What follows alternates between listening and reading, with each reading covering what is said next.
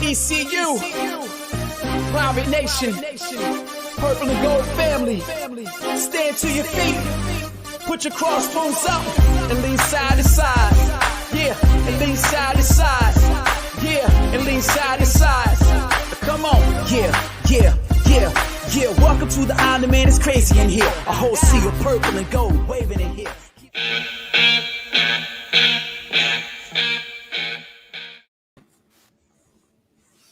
Welcome into the Pirate Preview right here on the Sports Objective. I am Dave Richmond. Good Thursday evening. It's a couple of days right before, less than 48 hours before the game. And with us right now, we have first Bubba Rosenbaum. How are you, dude? I'm doing well, guys. Hope you are. I'm doing very well. And a guy that loves defense and knows a lot about defense. He knows more than I'll ever know about defense from the Logan era. A lot of great defense linebacker, Matt Semenza. How are you, man?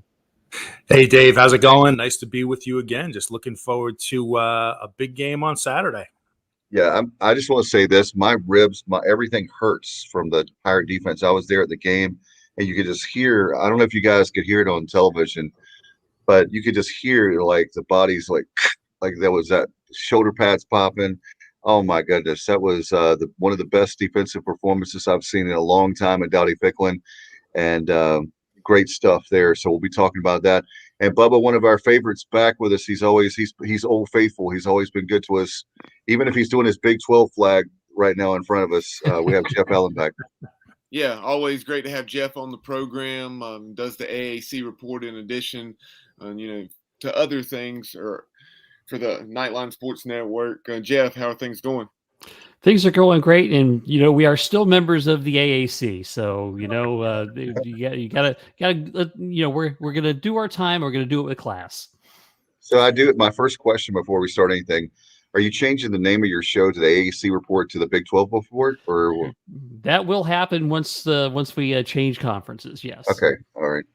We'll still have you on, so we can have you on as the Big 12 report, right, Bubba? Yeah, we'll certainly have an excellent contact with the Big 12 anytime we need someone on. And I guess maybe Dave, the Sports Objective, needs to see about buying the rights to the AAC report from the Knightline Sports Network, huh? Hey, that sounds good to me. Hey, Matt, one thing that comes to mind, and I know how I love the fact, speaking of objective, he's candid, he's honest as the day is long. You know what this tells me? We're in the year 2021. I've been dying to do this show because I've been wanting to tell y'all for a few days. What it tells me is those of us in the administration, if you're not a part of the Pirate Club, whatever, you better go ahead and put a whole bunch of money. The guy that's, if you're watching the show, Jeff Allen, we're not envious of those folks. You know why? Because they put the money into everything they have, and our people need to step up. Stop complaining about Holt Nailers and all the players and why everything's wrong. We can't help what's happened in the past. It's time to step up, because guess what? Think about this. In the year 2021, it's going to take a few years to build an indoor practice facility. I want to see nice amenities for the players, the coaches, the whole 9 yards. And whatever we have to do, it's time. It's time. We can't wait and wait and wait, because guess what? We got left out. We're like the kids that didn't get picked on the playground. Like if you play kickball, we're that dude that's like towards the end of the line. You're going, I don't know. Should we pick him? I don't know. Well, now it's time to step up and up our game. And it starts with those of us. I mean, I don't know how much more money I can give without maybe selling my house and living in my car. But we have a lot of Pirate Nation fans that are great, not knocking them. But put your money where your mouth is. Let's get this indoor practice facility. We got the gentleman that's put the GoFundMe page, who's I think last count yesterday was $3,500.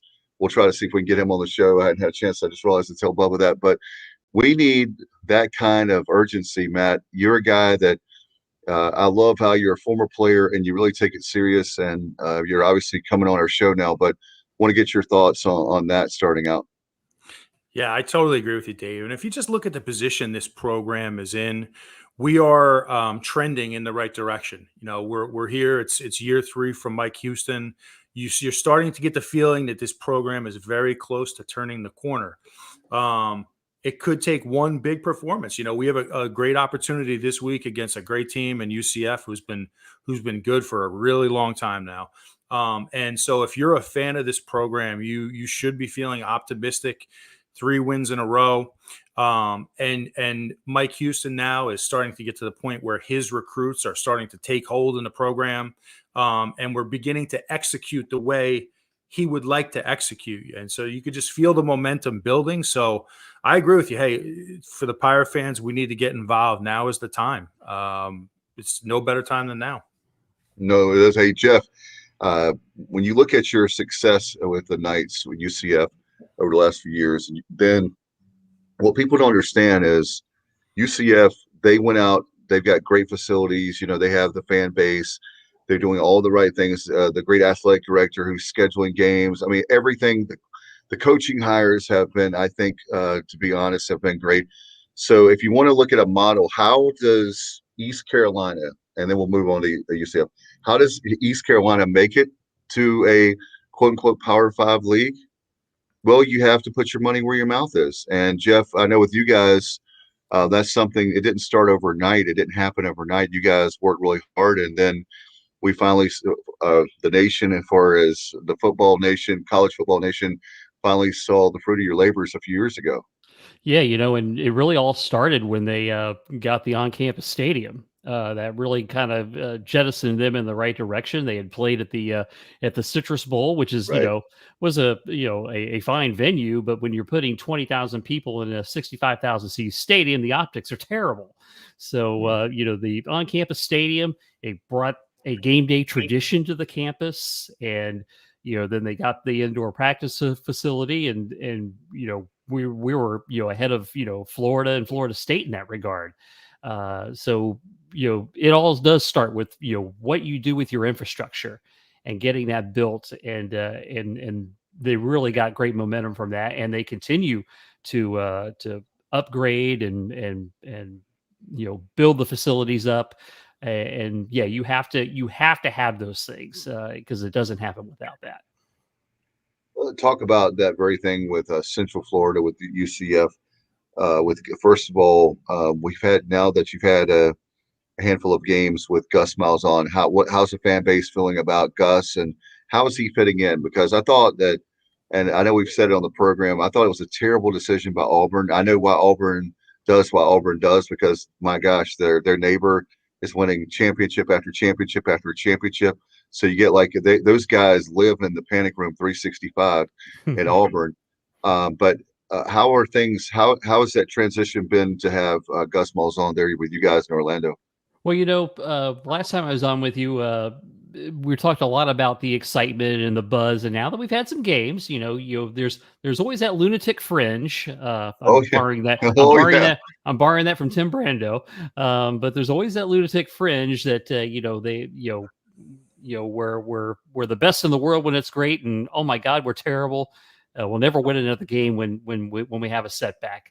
It's we got to remember this is a team that ended the season last year not very well, and they're kind of rebuilding a little bit. It's not a full rebuild, but they have to re-engineer it, so to speak. So there's always going to be those people that we should go undefeated. I think 7-8 games being in contention for the conference is more realistic, and that's still out there in front of them. So at 2-2, it's very interesting. When UCF won 25 games in a row, you can often look back.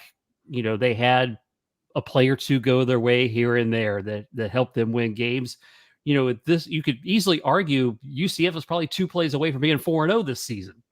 So, you just kind of have to step back and take a realistic stock of where you are.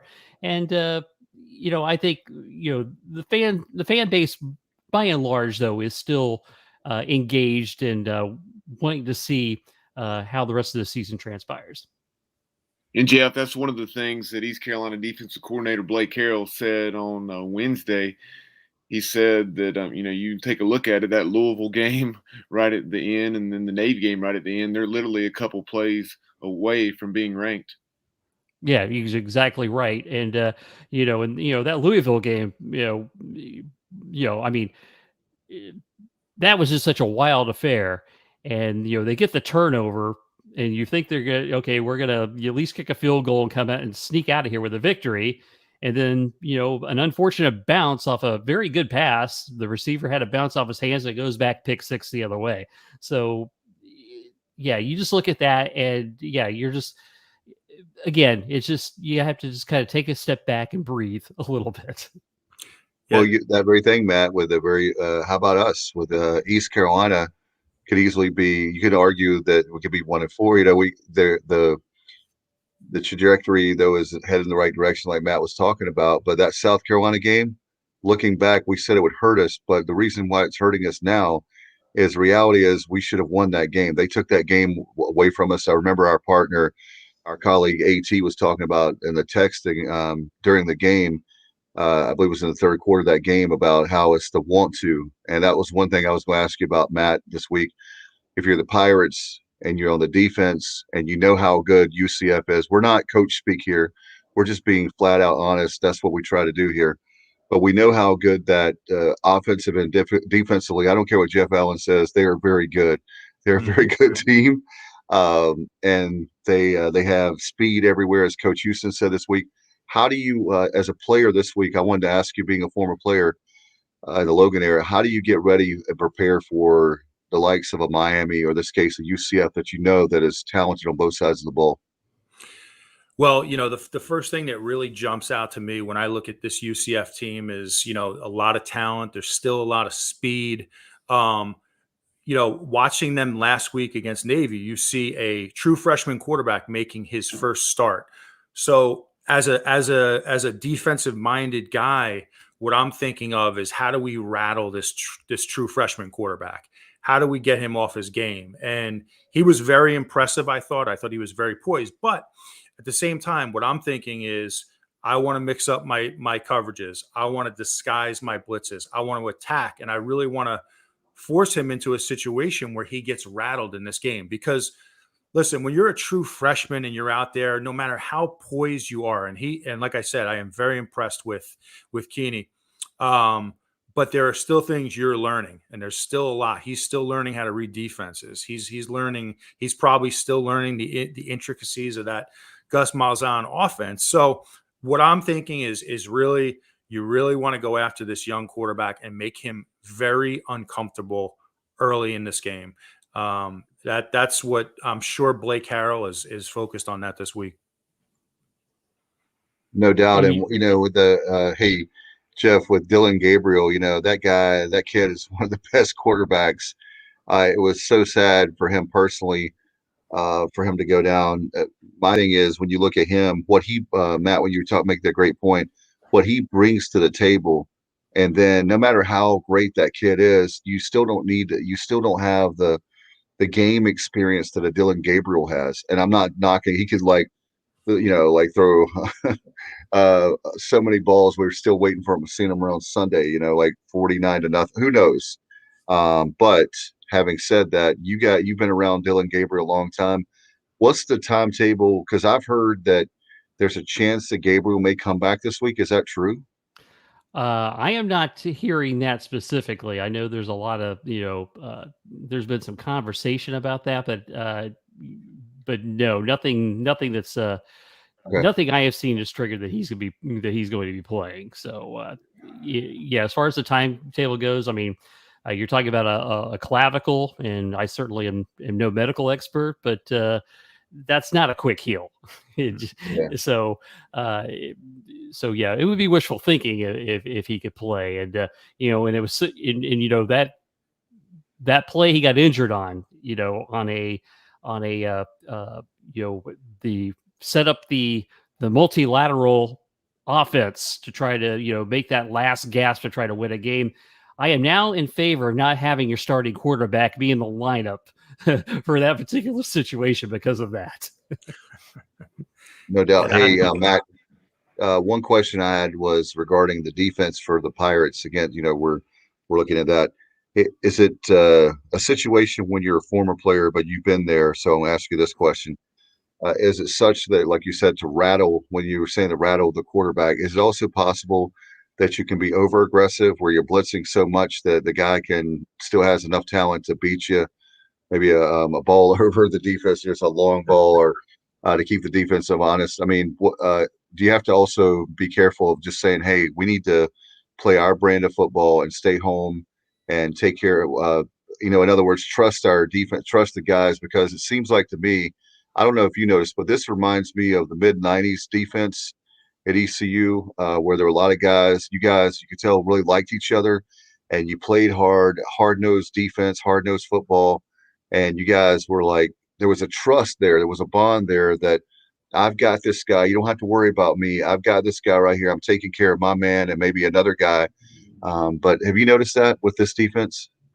Yeah, you're starting to see it. You're starting to see them become more confident every week. I think last week in different phases of that game was the best I've seen them play yet. I mean, they were really, really flying around. I thought the addition of Stringer coming back from his injury made a big difference. He looked incredible last week. I was really happy for him coming off that torn Achilles. So you do get the sense that this team is really close to turning the corner.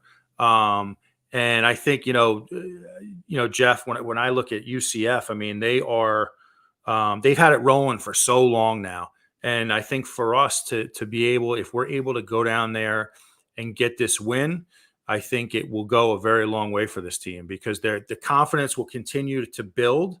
And, when you're a young team, you're just trying to learn how to win. And, if you can pull off 4 in a row, I think that really goes a long way. So, yeah. And if you beat a team of UCF's caliber, that just takes that up another notch. That would be for sure. No doubt about it. No doubt about it. Well, especially with the very fact of we're now in conference play. So one of the things that is interesting to see with ECU, even though it's game 1 of the conference schedule, we're so used to seeing ECU at the bottom of the ledger, the bottom of the conference standings, and just for the fact that we're in where we are right now, I'm not saying I'm content. I'm not happy or pleased where we are. Meaning, would I be pleased? Because it's easy to say we'll settle for that and we'll settle for that, and you're in back where we started. So we definitely have a lot of work to do. As far as this game is concerned, I'm interested to see. We were talking to Jeff pre-show right before you joined us, Matt, in the green room, and I'm interested to see the line play. That defensive line of UCF is still good, and I'm curious to see how our offensive line. I know that sometimes we can be critical of the offensive line, but they've done really well running the football. We have to give them major credit, Matt, in the last few weeks. Sure. I'm interested to see both sides of the ball on that line play. We always hear it's a cliche, but it's games are won and lost at the line. But that how well will the speed and the athleticism of that defensive line of UCF? How do the Pirates handle that? Yeah, and it's kind of been our Achilles heel over the last several years is our offensive line play. Let's just call it what it is. And when you look at UCF, they do have a lot of talent up front. I went back and watched that Navy game, and Big Cat. I love that name, by the way, Big Cat Bryant. I believe he was a 5-star recruit. He was an all SEC guy at Auburn who transferred into UCF. And he really, like when you watch them on film, he flashes his ability to run sideline to sideline for a guy who's, 255 pounds is impressive. So you do see a lot of talent. You see a lot of speed. It's there. UCF has it. They've recruited really well. So, I mean, if our offensive line can play the way they did last week and neutralize the D line, I think that's, again, it comes back to consistency. Are we able to be consistent 2 weeks in a row and play a great game up front? So I agree with you, Dave. I think that's a major key to the game. Yeah, and I'll tell you something about UCF as far as on the defensive side of the ball. They've been very good at making tackles behind the line of scrimmage. That's kind of been what their strength has been. If you get past the front line, they can be gashed. I would also add to that, they will be a man down. Eric Gilliard, one of their top players in the linebacking spot, is decided to redshirt this week and go into the transfer portal.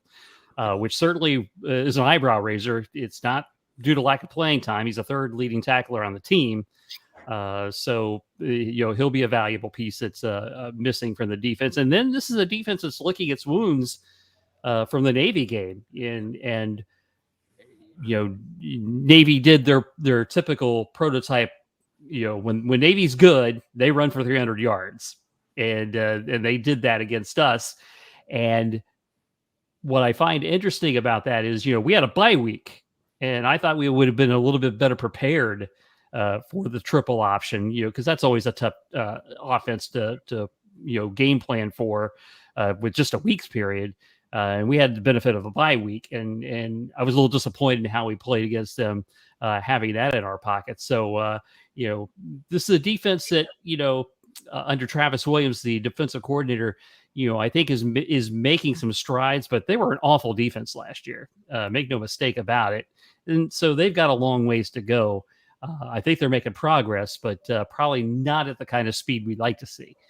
And Matt, when it comes to, well, we're talking about running the football. Well, if you have the linebacker play, which we're hearing is, I'm not saying it's me, so I don't want to give any bulletin board material or locker room material. But UCF folks are even saying the linebacker play has been suspect this year for that defense for UCF. So if you're the Pirates and you could get any kind of line play from the offense, maybe we have a good day running the football again. That's your position. So help me out on that about stopping the run. Yeah, first thing I thought of is, can we try to get Gilliard from the transfer portal? He's a good player. He's a good player. We'd love to have him. So I wouldn't be shocked if Coach Houston dialed him up this week. If that's, I don't know if that's if that's allowed by the NCAA, when it's allowed, but anyway, it should be. It's like free agency now, right? Right. Absolutely. Yeah, I think, we've had some spotty linebacker play this year in the middle as well at times. And, I think when you're a team like East Carolina that really wants to run the ball, what you want to do is neutralize that D line. So I think the quick hitters with Keaton Mitchell, where he can make one cut, hit the hole, and try to get past the first level, I think that would be something we'd really try to do, as opposed to trying to really stretch a quick, speedy defense sideline to sideline. I'm not sure how effective that would be for us, but I think that if we can get Keaton the ball, and also Rajay too, because I think Rajay is a tremendous back as well, but quick hitters inside traps where you can get to that second level quickly and then really make those linebackers play in space and force them to make tackles in space. I think that would be, a key to this game too. So we shall see. Yeah, your running game really worries me. Hey, Bubba, one of the questions I have for you, Bubba, is the bringing you into the conversation is the very fact of Jeff. One of the things that's been missing that was the previous administration that we have now is the tight end position. And I've just been really, maybe that's Matt, you can comment too, but maybe that's one of the reasons why we've been successful with running the football better is the blocking I think the blocking's been better by our tight ends. But I want to get your comments, starting with Bubba, on the tight end position for ECU.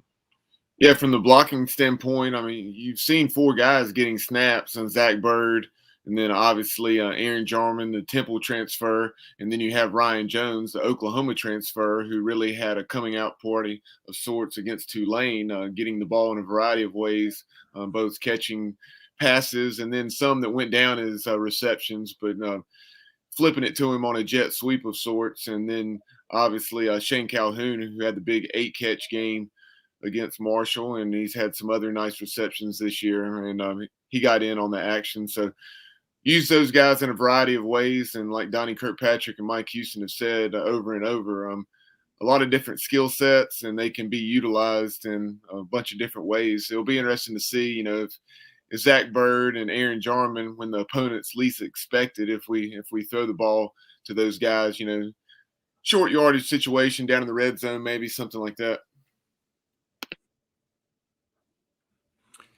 Yeah, I think those are great points, Bubba, and I agree with you, man. How nice is it to see the tight end involved in this offense? And, You know, when Mike Houston was at James Madison, he and Donnie used the tight end very effectively. I remember specifically when they played in Dowdy Ficklin against us. I think their tight Oh, yeah. ends caught 2 touchdowns. So you knew they wanted to do it, but it's just like they couldn't. We didn't have the personnel. We weren't ready to find that part of our offense. And now all of a sudden, in the last few weeks, starting at Marshall, we're really utilizing the tight end.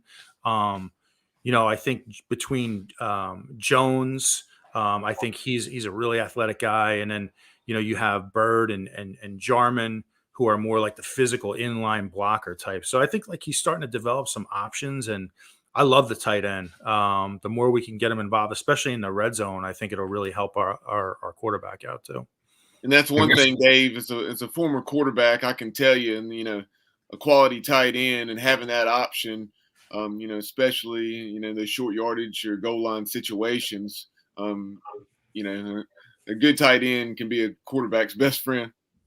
And that Ryan Jones kid, I'll tell you one thing, that room, hey, Jeff, we went from you're a guy not in the program. We went from putting a guy in Jeremy Lewis, who was a defensive guy. We put him, I think he played both positions at our local high school in Greenville, South Central, but they literally took a guy that was playing the defensive side of the ball, just put a guy over in the tight end room just to say they had a tight end, right? So we go from one extreme to now where we have at least 4 guys that can play. And you look at Ryan Jones that guy is massive. I can't believe, first of all, the size of that guy, number one. And number two, I don't know, Bubba and Matt, you've been there in person. He looks really, really not only big, but he's very, very athletic. I hear the coaches say that, but I thought they were to be honest, it was coach speaking for them to be nice. But I've been surprised to see how big and athletic he is. Yeah, and first of all, Dave, going back to your point about Jeremy Lewis, you also had Xavier Smith. Oh, yeah. Thank you. Now middle linebacker, and obviously this year he's been playing a lot on the edge. But Xavier Smith played a tight end / fullback hybrid role under Scotty Montgomery, and then he was moved back to defense. Yeah, we don't have to worry about. Thank God we don't have to worry about now that nightmare is over. I want to get your take on as far as when the game, Jeff. I assume we're going to have the bounce house. Is that sold out? It's going to be difficult for the Pirates to hear on Saturday night. You know, I don't know that we've hit sellout status just yet, but it will be. There will be a good crowd there. It is a 6:00 start, and I think both UCF games have had rain delays this year at home. So, and I heard there is some rain in the forecast. So hopefully it won't be another rain delay situation like we had against Boise State and Florida A&M, or rather Bethune-Cookman. Excuse me. You know, but it will be a good crowd there, and it'll be interesting to see, you know, how the crowd reacts after the team has dropped a couple of games. If there'll be some impatience if things aren't going the Knights' way. And by the way, speaking of tight ends, you know, we just also reintroduced that position back to UCF football this year as well. I think I can count the number of times in the Josh Heupel offense on one hand that they threw to the tight end. But this year, you know, with Gus Malzahn bringing in the power running game, the tight ends have been in play and actually a part of the passing game. Alec Holler has been a nice contributor there for the Knights as far as making some big catches and whatnot. He did have a tough drop in the red zone against Navy on that final drive, so he'll be looking to redeem himself, I'm sure. Yeah, during Gus's time at Auburn, one of the tight ends that I really recall, you know, his name is one that's tough to forget. Is it Lutzenkirchen? I just remember his name, and you know, he was a tremendous player. Yeah, and you know, and I like the fact that, you know, he will have the tight ends and those H-back types in the offense. In fact, you know, I live in Apopka, which is a northwest suburb of Orlando, and we had a kid here named Chandler Cox that you might be familiar with when he played at Auburn as a fullback tight end type player. So I like seeing those kind of guys back in the offense. That's good stuff. Speaking of good stuff, let's talk a little bit about the American. Just want to get your thoughts, and then I know Bubba wants to dive into the game X's and O's. But what are your thoughts, being the host of the AA report, soon to be the Big 12 report? What are your thoughts on the American this year so far? Well, let's we got to give props to Cincinnati. They, winning that matchup against Notre Dame. And I think it was very impressive the way they did that. And when Notre Dame pulled that game within 4 in the fourth quarter, they answered with a big boy drive. It went right down the field, and Desmond Ritter, the kid wins. He just wins, and he's got that moxie. In fact, I don't know if you saw that he actually had said, because they asked him about the environment there, and he said it didn't even compare to the bounce house when they were here for College game day. So a nice little shot across the bow afterwards there. So got to give Cincinnati credit for that. And, that got them to number 5 in the country. And I knew they would not get in number 4 because of the P5 bias that's out there. We're looking at Houston right now. They're in a 2-point game with Tulane in the third quarter. They got their first 2 conference wins. This is going to be a very interesting conference. Matter of fact, getting back to Cincinnati, they play Temple this week, and this is an opportunity for Temple because Cincinnati could have some letdown. They've been prone to slow starts. If Temple can find a way, and you look at both of those teams, are coached by guys who stress toughness and defense. So don't be surprised if that game is a tight game like it was 2 years ago in that 15-13 defensive struggle. So I look at that. The interesting story, I think, is Tulsa. They look like their gears have been shot in reverse.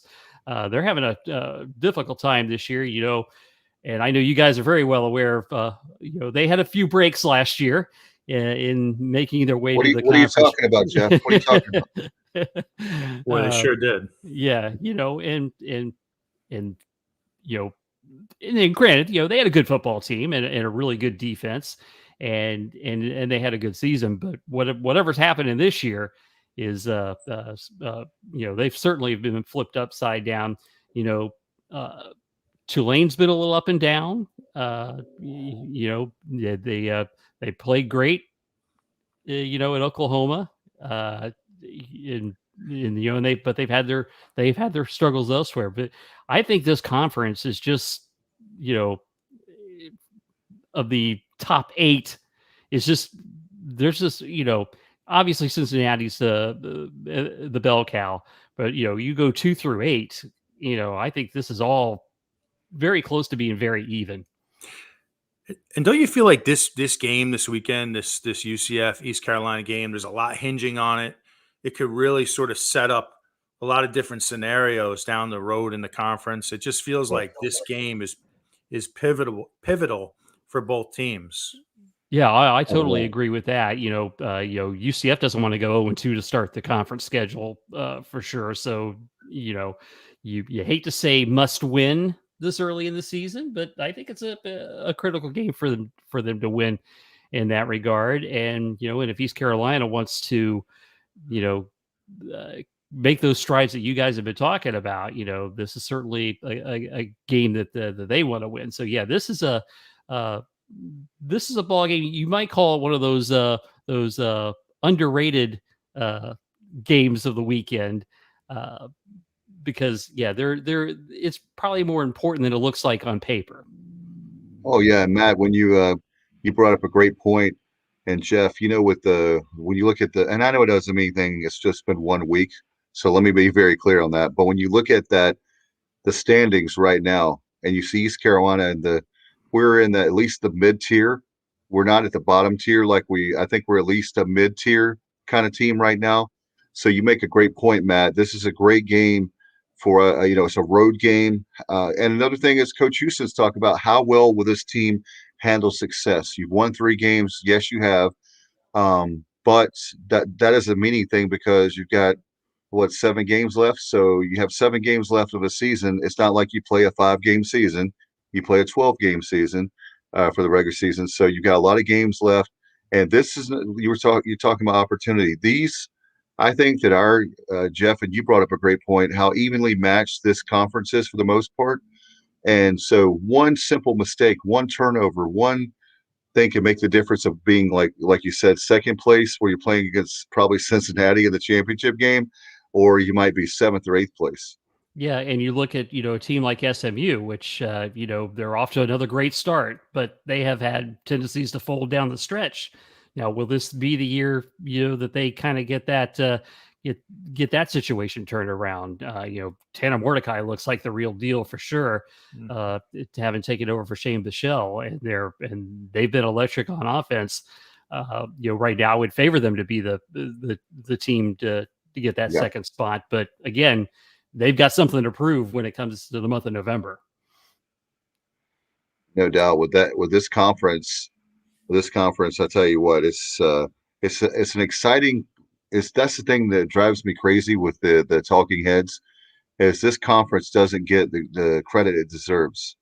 With all the wins that East Carolina's had, even I'm talking about in the past. We have to look at the past for that, but when it comes to, like, I'm talking about Power 5 wins, when it comes to big time game wins, Matt Semenza has been a part of that action, where you beat teams and are like that Eastern Carolina and that team that's in Greenville. There's no way in the world they can beat us, and we've been giant killer.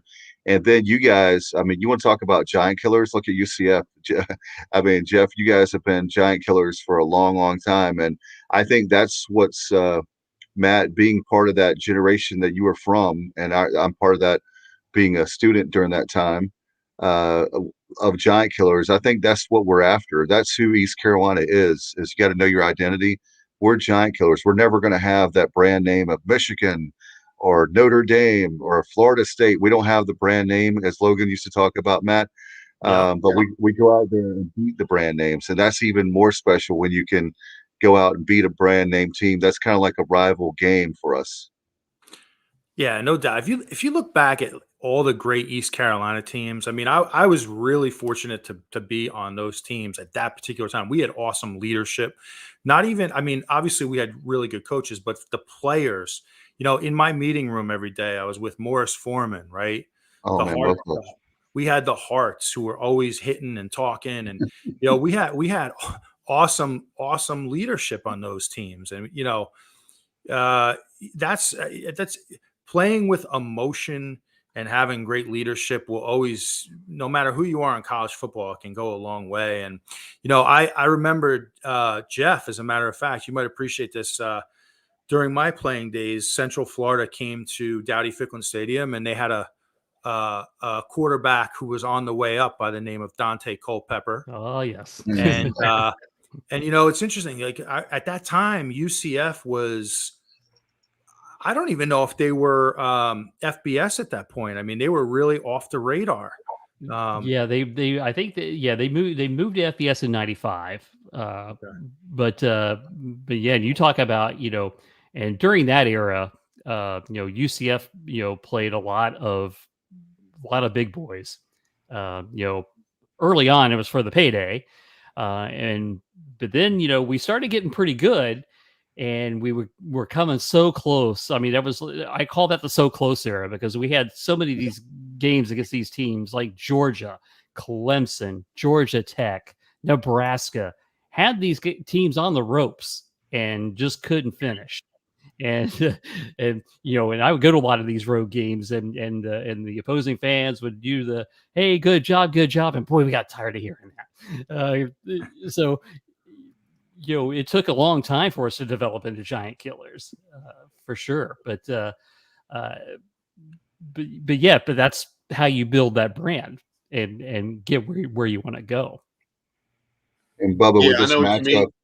Sorry, very quickly, Dave. I was just telling Jeff, definitely know where he's coming from there. I don't recall, if it was maybe West Virginia or different road venues where the Pirates were an underdog, but at the same time, we expected to win the ball game, and opposing fans were like, actually, I'll tell you what, I think it was against Florida, maybe in the bowl game or down in the swamp. and they're like, "Wow, you really played us well today, and like played you well. We expect to win the game, and we feel like we feel like we let one slip away." Well, if we had Ben, let me tell you something. We had Ben Kurt that day that Mo didn't like him as a quarterback. He did, I think, pretty well in the ACC. We had Ben Kurt hadn't got hurt. I know there's ifs and ands and buts and all that, but we had a really good quarterback that got hurt a week before the season. We could have won. We could have really scared them, and they would have been hating us after that game. I'm telling you, man. He's now the backup quarterback with the Green Bay Packers. Yeah, exactly. So I think he's done. I think he's done all right. But by the way, can I ask Matt real quick? What was it like to play against Dante Culpepper? He was, he was a big dude. I mean, so we had David Garrard back then, Dave Garrard is a big man. I mean, he's probably 250, 260 pounds. Dante Culpepper, honestly, I don't know what his weight was, but to me, he's got to be 265 at that point. I mean, he was like a truck. He was like a Mack truck, and he could run. And his arm, he had a cannon for an arm. So I just remember being really, really impressed with him. And I when he made it to the league, I always followed his career because I was always so impressed with him and what he could do. And he had an unbelievable career in the NFL. Yeah, he did. Yeah, until his knee injury, that he was putting up incredible numbers. And ironically, the guy in college now that reminds me of him is Anthony Richardson at Florida. He reminds me a lot of Dante. Another fantastic athlete for sure. Yeah. No doubt. Bubba, with this matchup on Saturday night, what stands out? What did you want to talk about first with this matchup with East Carolina and UCF? One of the things I wanted Jeff to touch on is what Mike Houston really harped on during this week's weekly press conference, and he was just talking about that UCF defensive line. He said that, really, in his estimation, that they're better on the defensive front than South Carolina, which is high praise. Yeah, and like I said earlier on, I think they are the best part of UCF's defense right now, and it'll be key for them again to continue to make plays behind the line of scrimmage.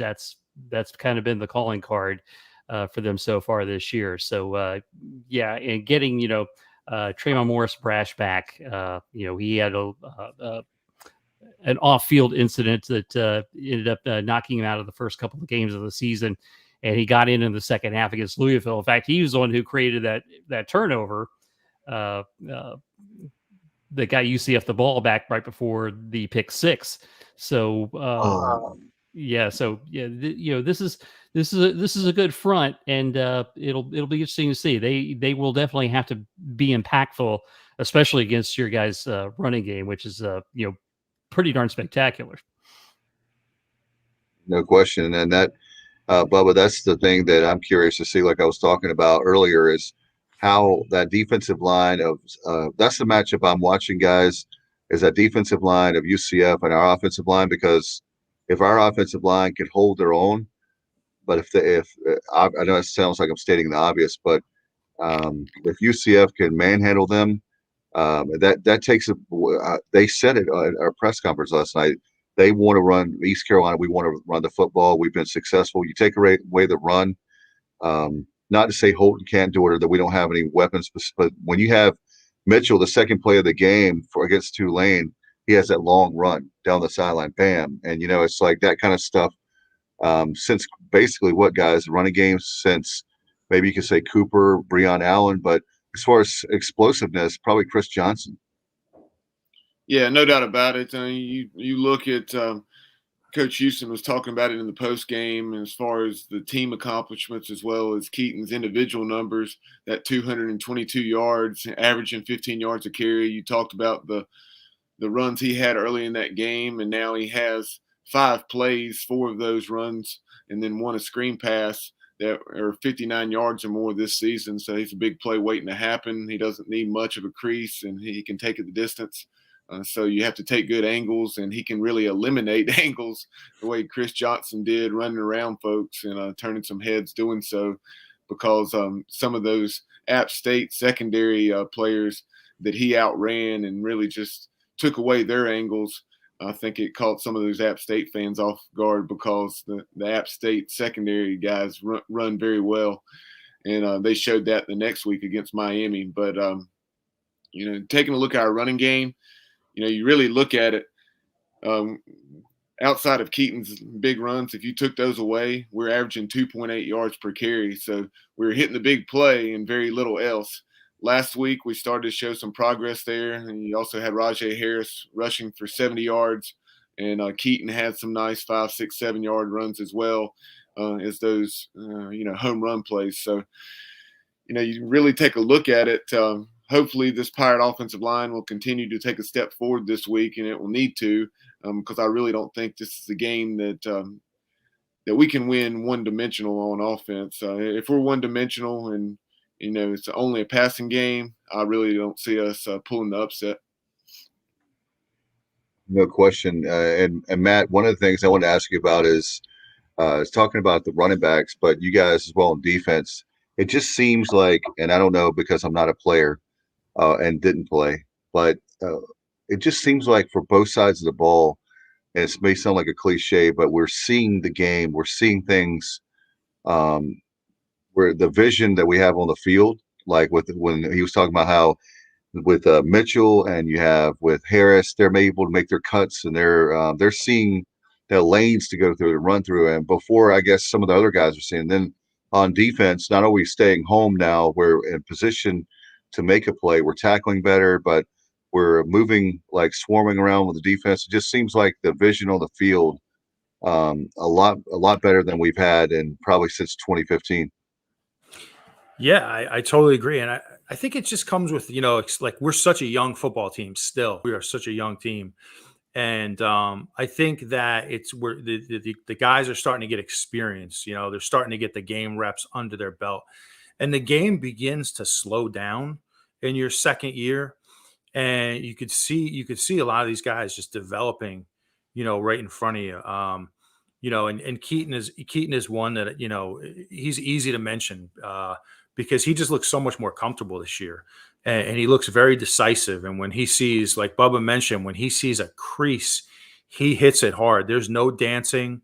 When he sees a hole, he's going to hit it hard and try to get to the second level. And if he can get to the second level, watch out.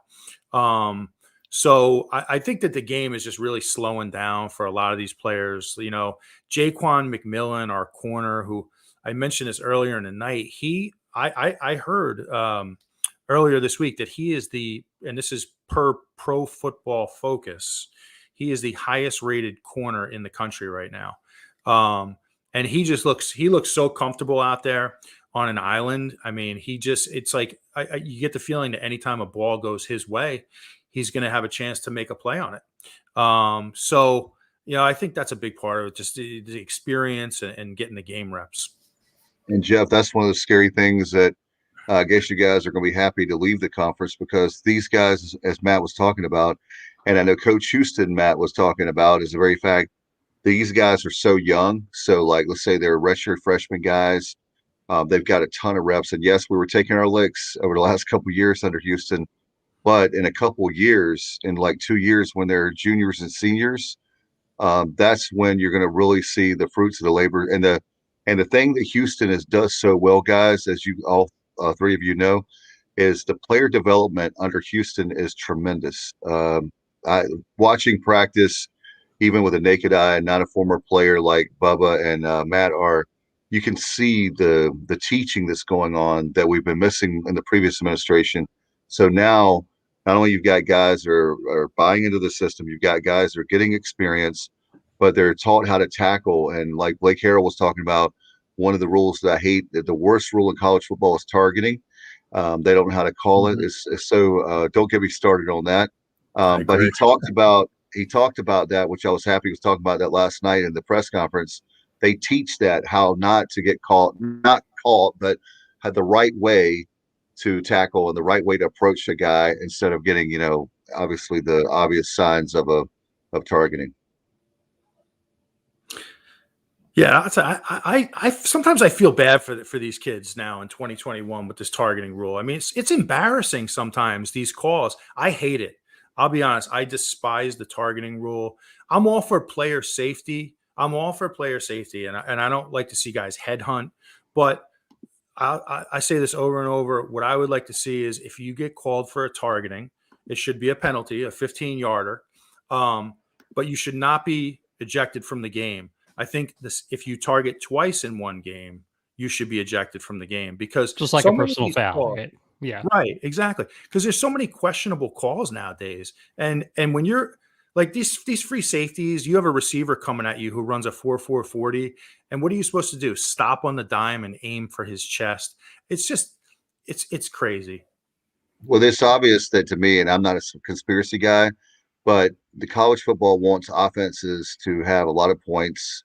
And I'm sorry, I love the defense, but let's be fair. They want a lot of points. It's exciting, and some people it takes a lot of work to be a defensive guy, and people don't want a 7-3 kind of game. To me, I'll take it if that's what it is. It is, but it just frustrates me when you see that when if you don't know how to call the game, it's like in basketball when you have a block or charge, they don't know how to call that. That's the worst. One of the rules in college basketball, in my opinion. But targeting is by far the worst. I know, Bubba, you had a point as far as the vision with the running backs. Yeah, but before I go back to that, Surad Ware, one of many talented young defensive linemen for East Carolina, he was the latest victim of the improper application of this rule, like we're talking about. Going back to that Charleston Southern game, and Coach Houston addressed it, and he said that's not the intent of the rule. I mean, it's for those plays that are blatantly obvious that a guy's launching, that a guy's what we used to refer to as spearing someone, right? But and it's not even necessarily that certain hits shouldn't be a penalty, but they should not be an ejection. These guys work too hard year round to lose, large portions of ball games, in some cases portions of 2 ball games because of the incorrect application of a rule. It's ridiculous. I get sick and tired of it, like Matt was saying. I hate it. Going back to Keith Mitchell, I went back and watched the Charleston Southern game, and Coach Houston had talked about it. Donnie Kirkpatrick had as well. And there were a couple plays, maybe it was an outside zone run play, and he had an opportunity to bend it back, but missed that opportunity last week, and it seemed like he didn't have the chance to go back and watch that, but just watching it live, it seemed like he did a better job of finding those creases, and as we said, he doesn't need much. But some folks chiming in on Facebook as well as YouTube. Let's go to a comment from Casey Brand on YouTube. He said, does the Bounce House have a signature song that they like to go crazy to, like Virginia Tech does with Enter Sandman? We play Zombie Nation, and that is what led UCF to become the Bounce House, that everybody would start jumping down to, oh, oh, oh, oh, oh. So that is our signature song. There you go. There you have it. Do we have any long distance dedications tonight that we can give? People can. And while we're on the topic song? of the UCF fan base and the atmosphere there at the Bounce House, and Jeff, just how many season tickets were sold this year? Obviously, the coaching change, a lot of excitement about Coach Malzahn. Yeah, well, they said they had sold 98% of the stadium for season tickets this year, so that was quite remarkable. So yeah, there is definitely the passion going on as far as UCF football is concerned. What's the capacity again, Jeff? It's just around 45,000. We've added some standing room stuff and things like that, and there are potential plans to expand the stadium. I don't think we're quite there yet. I think I would like to see consecutive seasons of selling the place out before you make that leap.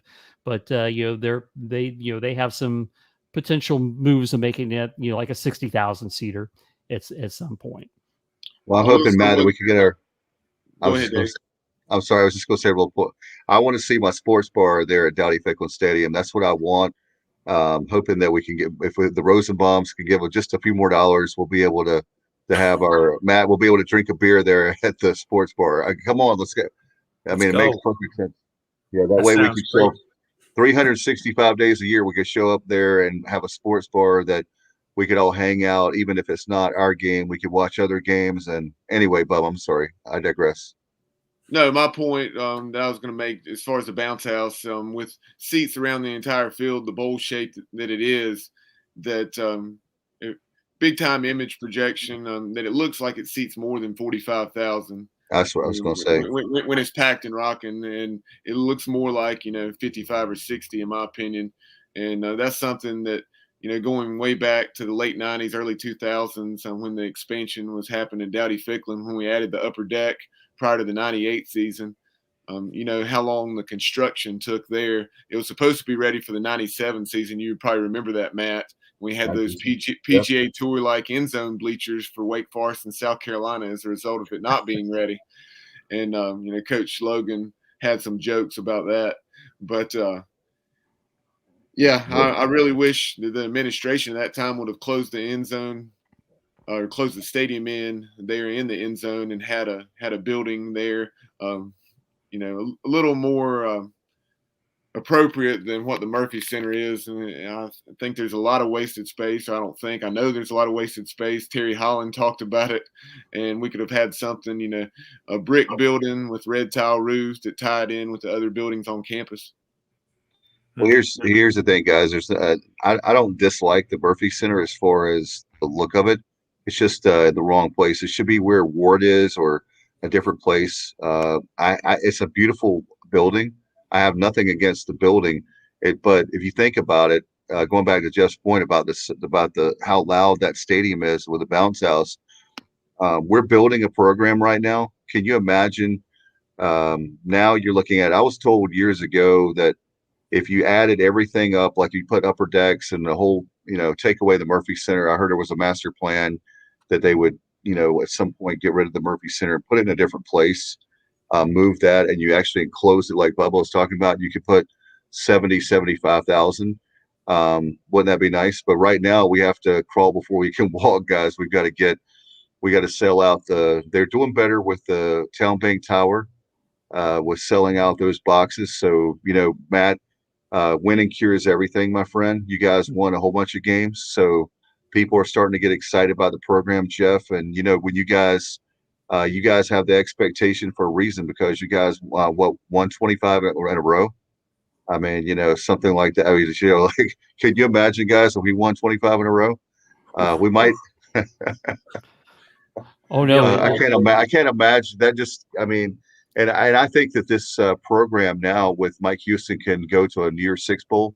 I said year 4, and maybe that might be a stretch because we're in year 3, but I believe that much in the program. And you look at year 4 or 5, somewhere around there, those guys are going to be really experienced.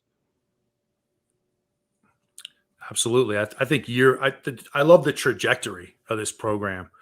I think Mike Houston's done a great job turning. I think the best thing, and I don't want to limit it to one thing and say, but the best thing he's done in a short period of time is turn over this roster.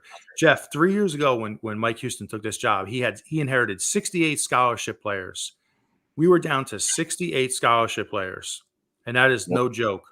So this was a major overhaul. I mean, this was a complete rebuild from top to bottom. We had no depth. We had 2 defensive linemen in the program that were over 280 pounds. That is not a joke. 2. That's true. And those guys had to play 100 snaps a game. So what he's done in 3 years is pretty awesome. He deserves a lot of credit for that. And I think by year 4, it's really, really going to start to it's paying off now. It's starting to pay off now, but I think it's really going to look very good next year. Hey, Bubba, I think like, year 3, when you have that with a coach that comes in, isn't that really kind of the pivotal year you want to see the ship turn? I mean, we're looking at Houston play tonight. This is Holgerson's 3rd year, and it's been a little choppy riding there for them the first couple of seasons. Obviously, with Derek King leaving, that really kind of put them back a step. But I think, when you get to that third year, you want to start seeing the momentum change. hey, well, guys, and guess what? It's all about expectations. If you're giving Holgerson $4 million a year, I'll never forget people. I was telling my sister about the very thing about A-Rod. I was telling her, there's expectations. When you give Alex Rodriguez a lot of money, like the Yankees did back in the day, they expect to win championships in New York with the Yankees, right? So you're giving Holgerson $4 million a year when a lot of coaches are getting maybe 2, 3, anywhere between $1 million to 3 million in our league, something like that. Then you're expecting him. It's like putting all your chips on black. You're putting everything you have. $4 million a year in the American. That's a lot of cash, man. And you're expecting to, win 10, 11, 12 games. If I give you $4 million, you better not win 3, 4, 5 games. I'm just saying. No, that's a great point. I mean, money talks, right? Yeah, it's wins and losses. It's wins and losses. So you're saying if I say average coach makes, I don't know what, Bubba, $2 million a year, guys. I don't know if you add all the salaries up and get an average, but somewhere in that neighborhood, I would guess. And so you're basically giving a dude double what the league average, or 2.5 million, I would say. I don't have the numbers. Bubba's numbers guy, not me, but just off of the top of my head, knowing what those guys make, I think Fickle is around maybe 3.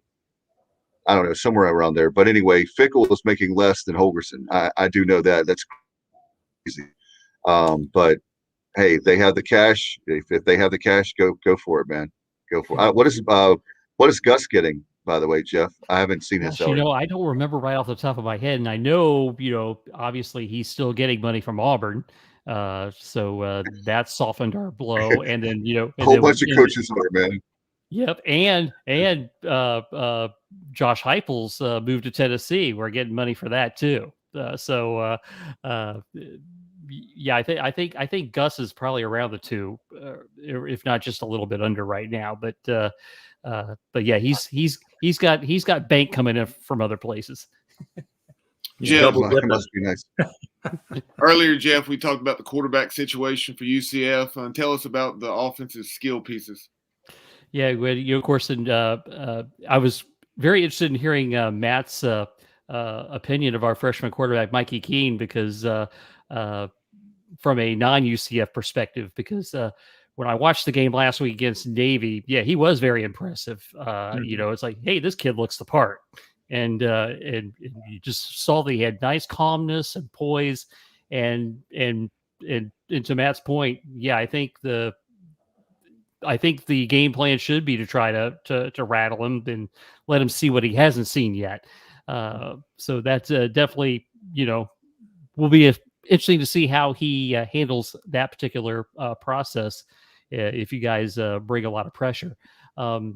With the skill positions, we went into the Navy class. You look at it this way, consider we almost won that game. We didn't have Dylan Gabriel. We didn't have Isaiah Bowser, our best running back, and we didn't have Flash Robinson, our best wide receiver. That's what I was asking about. Yeah, so those were 3 vital cogs that were not in the wheel. So this week, I think Bowser's still maybe another week or 2 away. I haven't heard the status on Flash Robinson yet, but the skill positions. With Bowser's injury, Trillian Coles stepped up big time. Johnny Richardson, who's like the speed back, you can kind of compare him to kind of like an Adrian Killens, Otis Anderson type. They've done a good job running the football, even in Bowser's absence. But Bowser is the man; he is a beast. And we can't wait to get him back, because he really does take the pressure off the quarterback, and hopefully our 2 younger guys will be able to do that as well. And again, like I said, I haven't heard the status on Flash Robinson yet to see what his status is. But UCF does. Jordan Johnson, the Notre Dame transfer, has played well for us. Brandon Johnson, who came from Tennessee, brings us some good play at the wide receiver position. So it'll be hopefully, like I said, if Flash comes back, he is our best deep threat. In we did not stretch the field vertically at all against Navy, and I think that was another thing that was missing. One of the other things that Gus Malzahn has been doing too is he's been running Joey Gatewood, the transfer quarterback out of Kentucky, as a run option quarterback, and he's had a little bit of success running the ball. But I kind of wanted to get Matt's perspective on this too, because in that final drive against Navy, we're zipping the ball down the field with Keene, and then around the 20-yard line, he brings in Joey Gatewood, and he hasn't thrown the ball from that formation yet. So to me, he kind of broke up the rhythm of that drive by making that substitution, I thought. Do you get a sense that when teams kind of, bring in those gadget quarterbacks? Yeah, you could definitely see watching that Navy game that when UCF gets in the red zone, Malzahn wants to bring in Gatewood and sort of, pound the rock and use him as that physical type quarterback. I think it can backfire on you a little bit, especially like if you have a hot quarterback and you're moving right down the field and then all of a sudden you break that rhythm. And I'll tell you, it's funny you mentioned Gatewood, because I was thinking about this just looking at this game. Right now, when you look at him on film, he comes in to be the running quarterback. He's like, it's like when Tim Tebow, his freshman year at Florida, they would bring him in and he would run the ball. That's what I was thinking about. What you're going to see this week, and remember I said it, you're going to see Gatewood show run a few times, and at some point he's going to go play action. And we have to be ready for that because it's not on film yet. And we actually did something very similar last week with Mason Garcia. Yeah, no doubt about it. And that's you make a great point, guys, with that very thing of sometimes as great as Coach Malzahn is, sometimes you can it's like Bubba, when we're watching ECU and you see some other teams, or there's different examples in Major League Baseball with the playoffs going on right now, where you're doing all this strategy of where you're taking a pitcher out and putting this pitcher in, and you're bringing these pitchers in and out. And sometimes that pitcher is so red hot. Let him stay in a little bit longer, because obviously in baseball, when you take the guy out, you can't bring him back in. But it's crazy about sometimes we're overthinking. And also, guys, is it a point to put him on not only strategy but also to keep these kids happy? Because Matt, one of the things that we're hearing, obviously, is people are concerned about Mason Garcia. I'm not starting rumors, so please, I'm just talking here. I'm not starting rumors here. Don't know anything. But when it comes to a kid like Garcia, this is second year. Would he transfer? Like one of those things. So all of a sudden you're starting to see him. But the coaches have said that he's done better. And Donnie K said that last night at the press conference for the coordinators, that the last few weeks he's really come on strong. He's in the playbook now. And like you talked about the game slowing down, this is a kid that has a lot of raw talent for sure. But Jeff, both of y'all, do you think it's a situation where they're just trying to keep two kids happy? We have the situation at ECU as well. Yeah, it's an interesting question because, the transfer portal has really had a big impact where that is concerned. Gatewood is a junior, so I don't know how much, and he's coming in knowing, that Dylan Gabriel's the man when he comes to UCF. But, I don't know that his situation falls into just getting him some snaps to keep him happy. I think they truly like his ability to run the football and want to get him in there for those situations. But yeah, it's a great point. I mean, you just don't know now.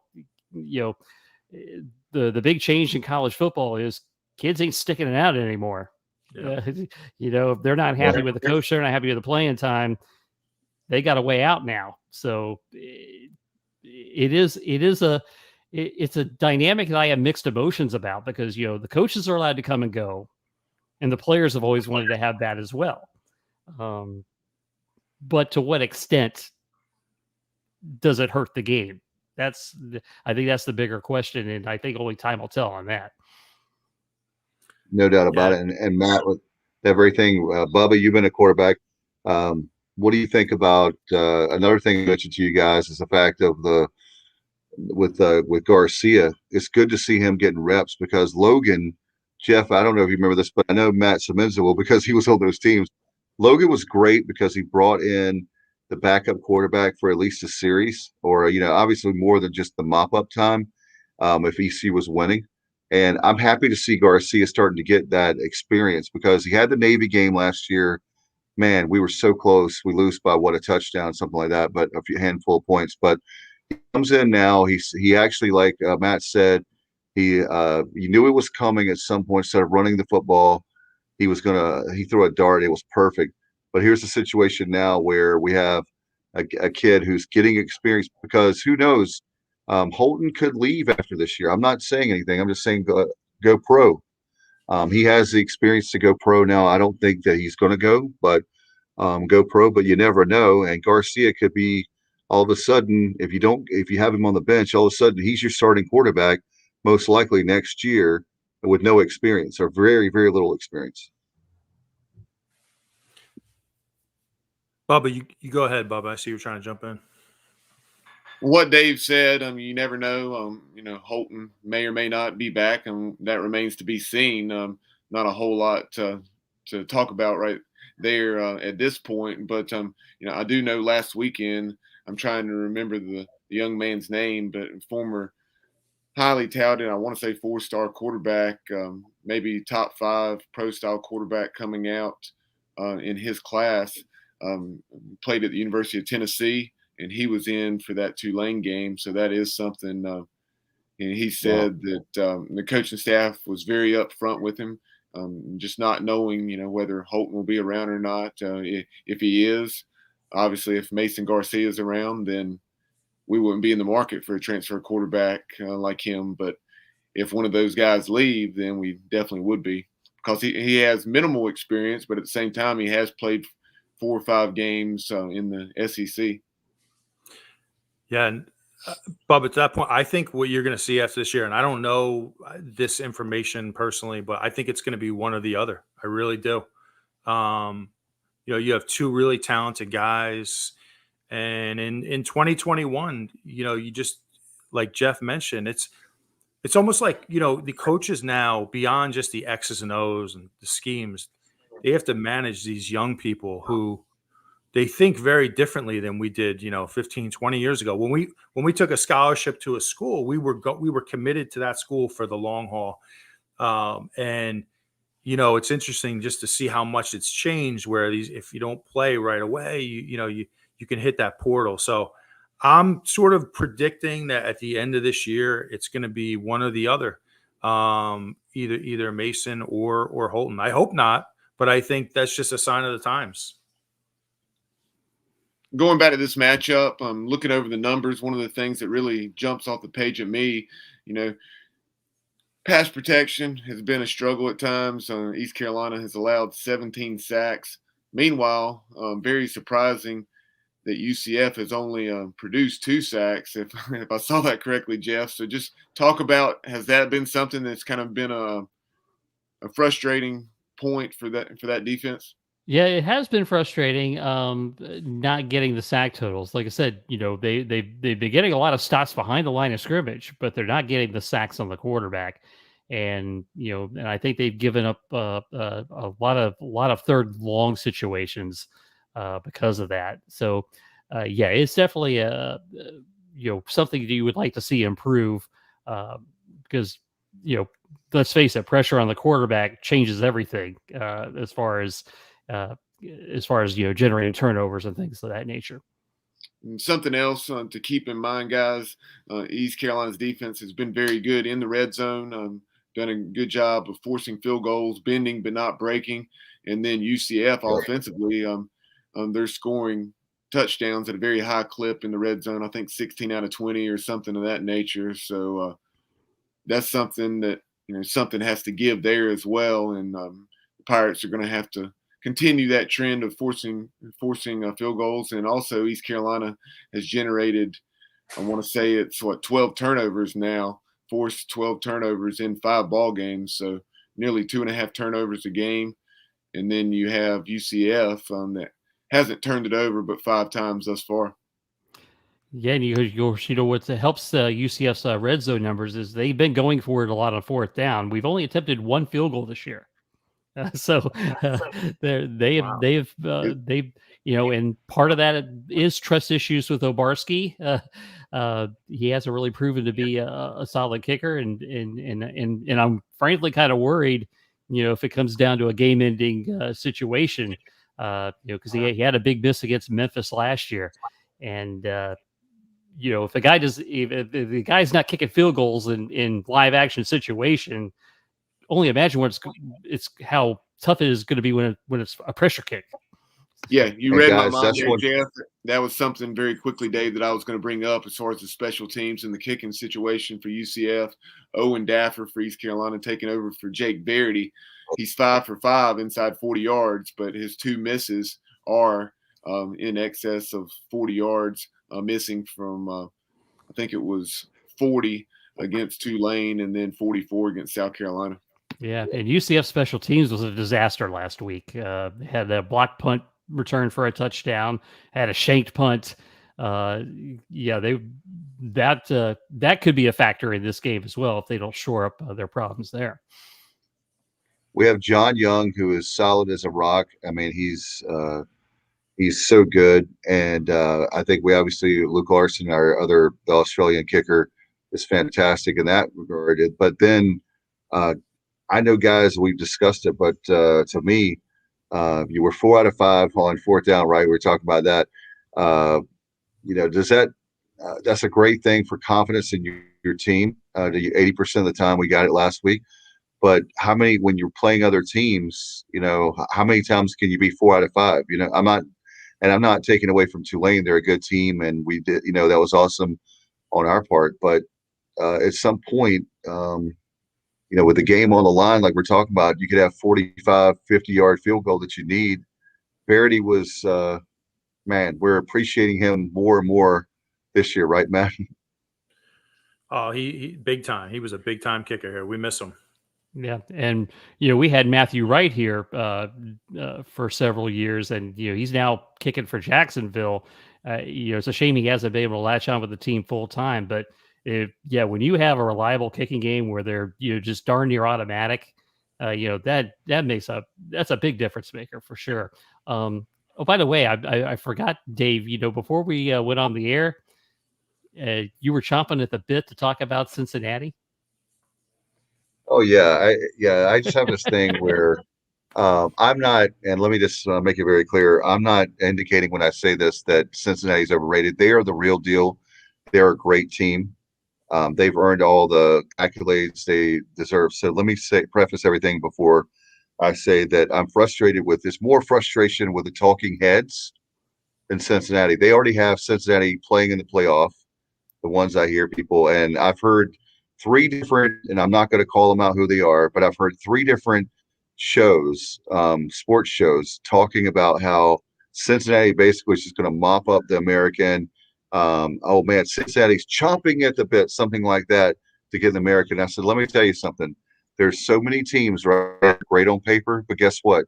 You have to play the games, and God forbid anything bad happen to any of the athletes but my point is there's been so much parity in college football this year. I mean, Clemson is not Clemson. There's all kinds of things there we could, the teams that you would expect to easily win are not winning. So, yes, if it's the end of the season, Thanksgiving weekend, and they've run the table in the American, I'll tip my hat because they're a very good team. But like I was saying earlier, Matt, we've got there's a lot of football left to be played, my friend. Oh, no doubt. And Cincinnati will be tested. There's going to be one game in their schedule here, and hopefully it's us. But they will be tested. There will be one game that comes down to the wire. There always is in conference play. So college football is a week-to-week game, and you have to be ready every week, no matter who you play.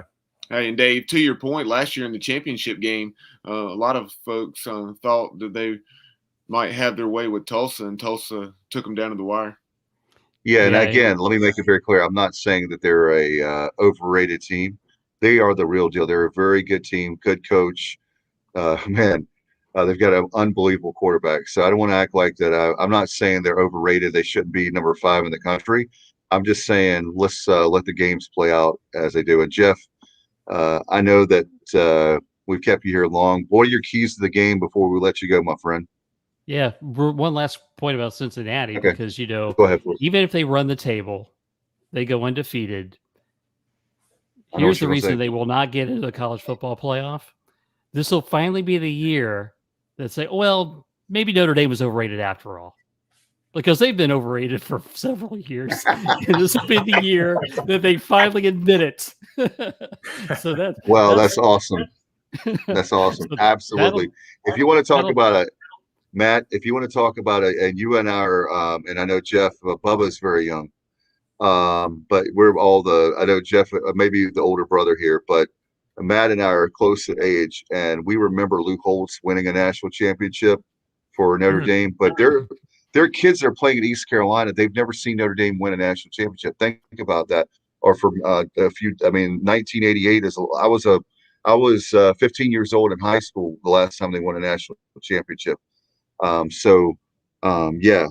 a great point, Jeff. And there's other people now already speculating that BYU, if they run the table, they would be in and over Cincinnati. I'm like, my goodness, it's just one of these days we'll have a real playoff. That's a whole nother show, I know they say, but anyway, in the current format, it won't happen. Not in the current format. It just isn't going to happen. Keys to the game, and I think we've covered them all pretty well here tonight. It's going to come down to line play. Doesn't every game come down to line play though? When it's all said and done, it will be from UCF standpoint. Will they finally get pressure on the quarterback? Can they create turnovers? I think this is going to be a very tight game. I could see this game being in the low 30s for each team. And I would only favor UCF only because they're at home. I mean, if this game were in Greenville, I would probably favor East Carolina at this particular juncture. I mean, UCF, as I mentioned, he's still a true freshman quarterback. Like what I saw, and hope we continue to see what we saw. But as Matt said, it's a week-to-week business. So I'm interested to see how Mikey Keene does in his second start. Yeah, Matt, that's what I'm going with. I'm going to give my prediction on that keys to the game, because we can pretty much all say the same thing. But I'm going, unfortunately, I'm going to say UCF 31-28. I'm not saying it's going to be the kicker that comes to decides the game for UCF, but I just feel like it's going to be a real nail biter. We lose a close one on the road. I hope I'm wrong like last week, but I just feel like he said, with the bounce house being away from us, it's going to be a tight one of those 50-50 games that slips away from us. That's the way I'm feeling. I hope I'm wrong. Hope so too. And I'm going to bet against myself, because whenever I have a feeling about a game, I'm wrong. So I'm going to go with the underdog. I'm going to go Pirates 38-31. All right. I think that maybe we can make a few plays against this young quarterback to change the game. So now we'll see what happens, but I can't go against my Pirates right now. So you're fading yourself on your pick. Yeah, this is pure speculation, Jeff. Give me your thoughts on some other college games, and I will fade those picks. Will that work for me? Penn State, Iowa. There you go. Iowa all the way, baby. Bubba, I know you have a graphic you want to put about the series for ECU UCF.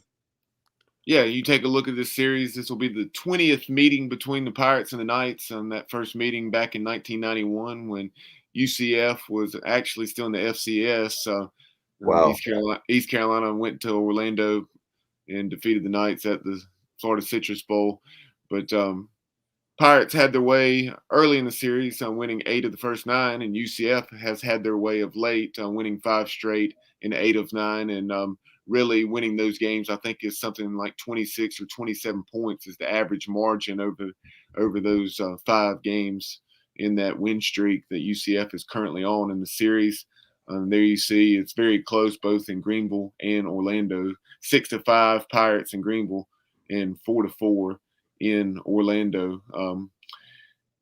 East Carolina's last victory in the series was that final season of Ruffin McNeil. Ruffin McNeil's next to last game in a season that UCF definitely wanted to forget. And just very, very strange. The previous season had been so good and winning the conference, and a game that Pirate fans wanted to forget, the Hail Mary game at Dowdy-Ficklen Stadium, where Shane Carden, Justin Hardy, and company rallied from a 17-point fourth quarter deficit only to lose on that Hail Mary. Oh, by the way, guys, this weekend UCF is inducting Blake Bortles into the UCF Hall of Fame, as well as Josh Sitton, who played before him and was a longtime offensive lineman for the Green Bay Packers. So we'll at least have those honors. In fact, that helmet you have on there was the Blake Bortles era helmet in your graphic there. So there you go.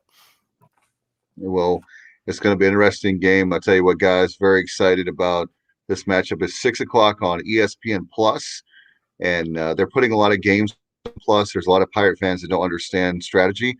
So let me just tell everybody, this is a really big game. ESPN is smart. They want everybody to get Plus. So they're putting more games on Plus. Don't have a heart attack over it. On the streaming part, I've got a streaming game the NFL game I've got right here streaming on Amazon. That's our future. So anyway, hey, let's we're gonna get out of here. Bubba, I know we have a few sponsors. Very excited because Matt Semenza and Jeff Allen are on. Then all of a sudden people are starting to advertise. If you want to advertise, and hit us up, and we'll definitely get your graphics like right up there on the screen with banner ads. We've got a lot of exciting things, right, Bubba? Yeah, no doubt, Dave. Really appreciate the support of these various businesses. First of all, Tim Neal with Surveillance and Security Solutions. Definitely give Tim a call, 716-490-4503 for all your security needs. A couple new sponsors. Tim joined us here in the last 3 or 4 weeks. And here this week, and we've had former East Carolina defensive linemen from the Skip Holtz and Ruffin McNeil eras. Oh, yeah. Come on board, Josh Smith. And Josh is with ENC Restoration. That's his business, and has been in that business now for, I think, a little over a decade, maybe going back to actually his time at East Carolina in 2008. But check them out, encrestoration.biz, or give him a call if you need anything such as pressure washing. You need the exterior of your house or business cleaned, deck, fence, concrete restoration. He does commercial and residential work. So give Josh Smith a call today, 252-241-0812. Again, 252-241-0812. And then last but certainly not least, our title sponsor now for the Pirate Football Playback is none other than Kevin Walker and his business, L&K Custom Homes. Kevin lives in Greensboro, licensed general contractor. He was on that 1983 team for East Carolina that was so good, going 8-3, and only those narrow defeats to the big three at the time in the state of Florida, with Florida State, Miami, and the Florida Gators. So really appreciate Kevin's support of the program, and L&K Custom Homes presents the Pirate Football Playback, which will be at 10:30 on Saturday night as we take a look back at East Carolina and UCF. Barring the weather. So hopefully Jeff's already jinxed the start time. Jeff Allen did. He's our good buddy, but it might be midnight or 1 a.m. that Matt Semenza is going to drink. Matt's going to have to drink a lot of coffee, man, because Jeff jinxed us. No, just kidding. Hopefully, we'll have some good weather and we'll be able to do a normal time on Saturday night. I hope so. If not, it is what it is, man. And very quickly, one more thing, Dave. I just thought about this with the energy that Matt brings. How about Mark Libiano? We need to get Matt and Mark on the same show. Oh, yes. Absolutely. Could Pirate Nation handle it? Oh, that would be a fun one, man. You talk about we'd probably have too much fun on this show, but absolutely bring it. And then some other time we'll get Jeff Carr on, Matt, the Battle of the Noses. Oh, bring it any day. Hey, I hope on Saturday night I'm drinking coffee and not drinking, vodka after a long night. Yeah, exactly. So yeah. And hopefully there's not a tear in my beer. Jeff Allen, thank you, dude. Before we let you go, how can people keep up with your work and for social media and your great shows you have each week? Yeah, well, thank you, Dave. Always great to be on with you guys. And you can You're follow awesome. me on Twitter at JeffAllen_88 and also our Knightline Sports Network at UCF_Knightline. I host the AAC Report, which is heard weekly. We usually drop on Thursday morning each and every week for that. And then I also host my own show called Jeff Allen Sports Talk, which is just general interest sports. So I talk about anything and everything. So you can get that wherever you get your podcasts. And of course, as always, I enjoy being out with you guys, and you guys have blessed me on being on the AAC Report, and we'll be having you guys we'll do the home and home series, and we'll have you guys back on again soon. It's good, guys. Looking forward to the great matchup on Saturday night. Again, ESPN Plus is up on the screen at 6 p.m. All right, for Bubba Rosenbaum, Matt Semenza, Jeff Allen, I'm Dave Richmond. You've been watching and listening to the Pirate Preview right here on the Sports Objective. Good night, everybody, and as always, go Pirate.